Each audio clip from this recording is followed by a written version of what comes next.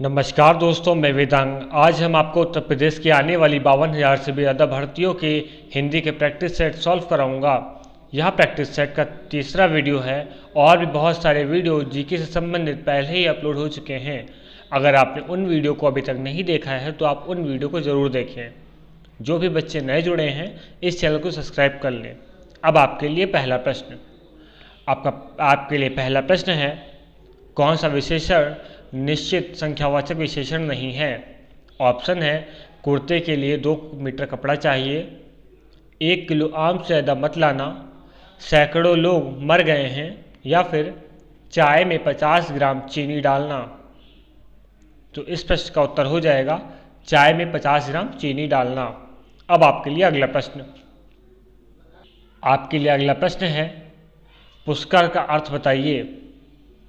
Option है, नदी का नाम है, मूषक, ट्रेन का नाम, या फिर सरोवर। तो पुष्कर का अर्थ हो जाएगा सरोवर। अब आपके लिए अगला प्रश्न, हास का विलोम शब्द होगा विहास, आहास, निहास या रुदन। तो इस प्रश्न का उत्तर हो जाएगा रुदन। अब आप अगला प्रश्न, जो अच्छे कुल में उत्पन्न हुआ हो, इस शब्द समूह के लिए एक शब्द क्या है? ऑप्शन है, कुलीन, श्रमबद्ध, धनी या कृपण। तो इस प्रश्न का उत्तर हो जाएगा कुलीन। जो अच्छे कुल में उत्पन्न हुआ होता है उसे एक शब्द में कुलीन कहते हैं। आपके लिए अगला प्रश्न है, किस रस का स्थायी भाव निर्वेद है? ऑप्शन है, भक्ति, शांत, वात्सल्य या फिर श्रृंगार। तो इस प्रश्न का उत्तर हो जाएगा शांत रस का स्थायी भाव निर्वेद होता है। अब आपके लिए अगला प्रश्न, छंद से संबंधित गणों की संख्या सही संख्या है? ऑप्शन है 6, 7, 8 या फिर 10। तो इस प्रश्न का उत्तर हो जाएगा छंद से संबंधित गणों की संख्या 8 होती है। अब आपके लिए अगला प्रश्न, जहाँ बिना कारण के कार्य का होना पाया जाए वह कौन सा अलंकार होता है? ऑप्शन है, विरोधाभास, विभावना, वक्रोक्ति या विषयोक्ति। तो इस प्रश्न का उत्तर हो जाएगा सही विभावना अलंकार। अब अगला प्रश्न, रात्रि का सही पर्यायवाची शब्द है? ऑप्शन है, शंकरी, यामिनी, त्रियाम या ईश। तो इस प्रश्न का सही उत्तर हो जाएगा यामिनी। रात्रि का पर्यायवाची यह है, यामिनी भी होता है। अब अगला प्रश्न, निम्नलिखित में से कौन सा योजक चिन्ह के रूप में प्रयुक्त किया जाता है? तो आपको बता दें कि योजक चिन्ह के रूप में ये वाला प्रयोग किया जाता है। तीसरा सी सही, इसका सही होगा। ये आपका पूर्ण विराम हो गया, ये आपका विसर्ग वाला हो गया। अगला प्रश्न, निम्नलिखित में से कौन सा वाक्य में अपूर्ण वर्तमान काल का प्रयोग हुआ है? ऑप्शन है, पार्थ खेलता है, पार्थ खेल रहा है, पार्थ खेलता होगा या फिर पार्थ खेल रहा होगा। तो इस प्रश्न का सही उत्तर हो जाएगा पार्थ खेल रहा है। यह अपूर्ण वर्तमान काल का उदाहरण है। अब आपके लिए अगला प्रश्न, बेताल पच्चीसी किस विशेषण का उदाहरण है? ऑप्शन है, अपूर्ण संख्यावाचक, समुदायवाचक, पूर्ण संख्यावाचक या फिर क्रमवाचक। तो इस प्रश्न का उत्तर हो जाएगा समुदायवाचक। अब आपके लिए अगला प्रश्न, बालू से तेल निकालना। दिए गए विकल्पों में से मुहावरे का सही अर्थ का चयन कीजिए। ऑप्शन है, मूर्खता करना, बालू से तेल निकालना, असंभव को संभव करना या फिर जमीन से कच्चा तेल निकालना। तो इस प्रश्न का सही आंसर हो जाएगा असंभव को संभव करना। अब आपके लिए अगला प्रश्न, आपने मेरे बिना अपने मरे बिना स्वर्ग नहीं दिखता। दिए गए विकल्पों में से एक कहावत का सही अर्थ है, उसको बताइए। ऑप्शन है, स्वयं ही सब कार्य करना आवश्यक है, संकट में पड़े बिना अच्छा फल नहीं मिलता, मृत्यु के पश्चात ही स्वर्ग दिख पाता है, या फिर स्वर्ग दिखना है तो मरो। तो इस प्रश्न का सही आंसर हो जाएगा संकट में पड़े बिना फल अच्छा नहीं मिलता है। अब आपके लिए अगला प्रश्न हो जाएगा, राजपुत्र में कौन सा समास है? ऑप्शन है, तत्पुरुष, द्विगुण, द्वंद्व या फिर कर्मधारय। तो राजपुरुष में तत्पुरुष समास है। अब आपके लिए अगला प्रश्न, मीरा जोर से हंसी, यह वाक्य किस क्रिया का समुचित उदाहरण है? ऑप्शन है अकर्मक, प्रेरणात्मक, द्विकर्मक या फिर सकर्मक। तो इस प्रश्न का उत्तर हो जाएगा अकर्मक क्रिया है। आप मीरा जोर से हंसी या जो है अकर्मक वाक्य का समुचित उदाहरण हो जाएगा। अब आपके लिए अगला प्रश्न है विशेषण शब्द संज्ञा या सर्वनाम की विशेषता बतलाते हैं, उसे क्या कहते हैं? ऑप्शन है क्रिया विशेषण, विशेष्य, प्रविशेषण या फिर उपमान। तो इस प्रश्न का सही उत्तर होगा विशेष्य कहते हैं। अब आपके लिए अगला प्रश्न, अच्छी का तत्सम शब्द क्या है? ऑप्शन है अक्षर, अच्छा, आँख या फिर आकार। तो अच्छी का तत्सम शब्द हो जाएगा आँख। अब आपके लिए अगला प्रश्न, तिलक किस प्रकार का शब्द है? ऑप्शन है तत्सम, तद्भव, देशज या फिर संकर। तो तिलक जो है तत्सम शब्द है। अब अगला प्रश्न, बहाव शब्द में प्रयुक्त प्रत्यय कौन सा शब्द है? क्वेश्चन रिपीट कर रहा हूँ, बहाव शब्द में प्रयुक्त प्रत्यय कौन सा है? ऑप्शन है बह, दूसरा हाव, आव या आवा। तो इस प्रश्न का उत्तर हो जाएगा आव। बहाव में अगर प्रत्यय आव प्रत्यय का यूज होगा। अब आपके लिए अगला प्रश्न, बहुमुखी शब्द में कौन सा उपसर्ग है? ऑप्शन है वहिर, बहिर, वहिस या वही। तो इस प्रश्न का सही आंसर हो जाएगा बहिर। ये बहिर रा जो है आधा है, ये आधा यहाँ पे ऐसे होता है रा।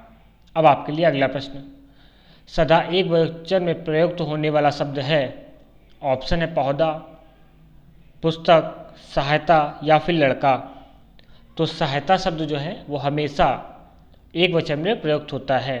अब आपके लिए अगला प्रश्न, निम्नलिखित में से कौन सी पुस्तक रामचंद्र शुक्ल द्वारा लिखी गई है? ऑप्शन है कविता के प्रतिमान, यमगाथा, हिंदी साहित्य का इतिहास या फिर निबंध संग्रह। तो जो है रामचंद्र शुक्ल द्वारा पुस्तक जो है हिंदी साहित्य का इतिहास लिखी गई इसमें है। अब आपके लिए अगला प्रश्न, रसिक प्रिय के लेखक कौन हैं? ऑप्शन है मलुकदास, बिहारी लाल, दद्दू दयाल या फिर केशवदास। तो इस प्रश्न का सही उत्तर हो जाएगा केशवदास। केशवदास रसिक बिहारी प्रिय द्वारा लिखी हुई पुस्तक है। अब आपके लिए अगला प्रश्न, अब अगला प्रश्न है पृथ्वीराज राजसो किस कवि की रचना है? ऑप्शन है जगजीनिक, सरगंधार या चंद्रबरदाइश या नरपति। तो पृथ्वीराज रासो चंद्रबरदाइश के प्रसिद्ध रचना है। अब आपके लिए अगला प्रश्न, सूरसागर किसकी रचना है? ऑप्शन है सूरदास, कबीरदास, कालिदास या फिर तुलसीदास। तो सूरसागर की रचनाकार सूरदास हो जाएंगे। सूरदास ने सूरसागर नाम की रचना की है। अब आपके लिए अगला प्रश्न है कपटी मित्र किस मुहावरे का अर्थ है? ऑप्शन है गुर्दड़ी का लाल, आस्तीन का सांप, आँख का तारा या फिर गांठ का पूरा। तो इस प्रश्न का उत्तर हो जाएगा कपटी मित्र का मुहावरे का अर्थ हो जाएगा आस्तीन का सांप। अब आपके लिए अगला प्रश्न, लोकोक्ति का अर्थ है। ऑप्शन है लोक में प्रचलित उक्ति, अप्रचलित उक्ति, व्यंग्यार्थ या ध्रुगार्थ। तो इस प्रश्न का सही अर्थ हो जाएगा लोक में प्रचलित उक्ति। लोकोक्ति का अर्थ हो जाएगा बच्चों लोक में प्रचलित उक्ति। अब आपके लिए अगला प्रश्न, समास का शाब्दिक अर्थ है। ऑप्शन है संक्षिप्त, असंक्षिप्त, उपयुक्त दोनों या इनमें से कोई नहीं। तो समास का शाब्दिक अर्थ होता है संक्षिप्त। अब आपके लिए अगला प्रश्न, कर्तव्यपरायणता में कौन सा समास है? ऑप्शन है प्रथम तत्पुरुष, पंचमी तत्पुरुष, तृतीय तत्पुरुष या सप्तमी तत्पुरुष। तो इस प्रश्न का सही आंसर होगा कर्तव्यपरायणता में सप्तमी तत्पुरुष समास है। अब आपके लिए अगला प्रश्न, सेमिनार शब्द का सही अर्थ है। ऑप्शन है गोष्ठी, बैठक, समारोह या सम्मेलन। तो गोष्ठी का संगोष्ठी हो जाएगा इसका। सेमिनार को हिंदी में इसका अर्थ होता है हिंदी में संगोष्ठी। अब आपके लिए अगला प्रश्न, उर्वर का विलोम होगा धूसर, ऊसर, अस्त या अल्प। तो इस प्रश्न का सही आंसर हो जाएगा ऊसर। ओवर्स का ऊसर होता है। अब आपके लिए अगला प्रश्न, कनिष्ठ का विलोम शब्द होगा। ऑप्शन है स्वर्ग, अनुज, ज्येष्ठ या श्रेष्ठ। तो इस प्रश्न का आंसर है अनुज, कनिष्ठ का विलोम होगा ज्येष्ठ। अब आपके लिए अगला प्रश्न, अनेकार्थी शब्द मुख के गलत विकल्प का चयन कीजिए। ऑप्शन है गूंगा, वचाल, चुप या विवश। तो इस प्रश्न का आंसर हो जाएगा मुख को वचाल भी कहते हैं। अब अगला प्रश्न, अनेकार्थी शब्द वृत्त के सही विकल्प का चयन कीजिए। वृत्त का अनेकार्थी शब्द क्या हो सकता है? ऑप्शन है वृत्तांत, वृत्ति, विधि या विषम। तो इस प्रश्न का आंसर होगा वृत्तांत। अब आपके लिए अगला प्रश्न, कौशिकी वृत्ति से संबंधित रस है। ऑप्शन है वीर, श्रृंगार, करुण या अद्भुत। तो कौशिकी वृत्ति से संबंधित रस है, श्रृंगार रस से संबंधित रस है। अब अगला प्रश्न, वीर रस के संपूर्ण काव्य में किस गुण की अधिकता रहती है? प्रश्न रिपीट कर रहा हूँ, वीर रस से पूर्ण काव्य में किस गुण की अधिकता रहती है? ऑप्शन है ओज, माधुर्य, प्रसाद या इनमें से कोई नहीं, या फिर अद्भुत। तो इस प्रश्न का आंसर हो जाएगा ओज। वीर रस में पूर्ण काव्य की ओज की गुण की अधिकता रहती है। अब आपके लिए अगला प्रश्न, निम्न वाक्यांशों के लिए एक शब्द का चयन कीजिए जो किसी वस्तु या विषम में आसक्त ना हो। उसके लिए कौन सा शब्द जो है इस्तेमाल हो सकता है? ऑप्शन है असक्त, नासक्त, निसक्त या अज्ञात। तो इस प्रश्न का उत्तर हो जाएगा नासक्त। अब अगला प्रश्न, अनिर्वाचनीय शब्द में के लिए वाक्यांश का चयन कीजिए।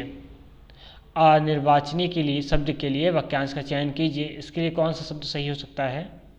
ऑप्शन है जो ना बोला गया हो, जो वचन न दिया गया हो, जो वचन या वाणी द्वारा व्यक्त न किया जा सके, या उपयुक्त में से कोई नहीं।